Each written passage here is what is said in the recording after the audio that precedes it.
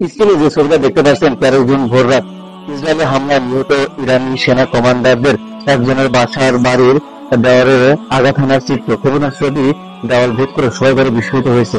নিখুঁত target killing. গত কয়েক সপ্তাহ ধরে তারা বিভিন্ন সূত্রে এই আক্রমণের কথা জানিয়ে আসছিল ইসরায়েল ও আমেরিকা, কিন্তু সম্ভবত ততটা গুরুত্ব দেয়নি ইরান। 2000 কিলোমিটার দূর থেকে শুধুমাত্র দেড় টার্গেট করা হয়েছিল। পাশের ফ্লাড এবং বিল্ডিং অক্ষত আছে। কি প্রযুক্তি, কি জাদু!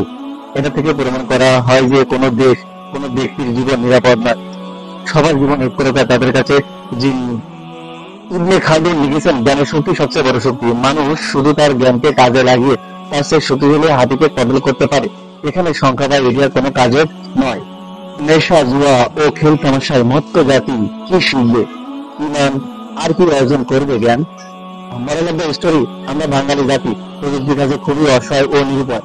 আমরা পড়ে আছি কবলের ফাঁদা, YouTube, Facebook, reels, mobile, internet browsing এগুলো নিয়ে। আর ইসরায়েলরা পড়ে আছে প্রযুক্তির সাথে তাল মিলিয়ে কিভাবে উন্নতি করা সম্ভব, এবং প্রযুক্তি থেকে আমরা কিন্তু অনেক পিছিয়ে আছি।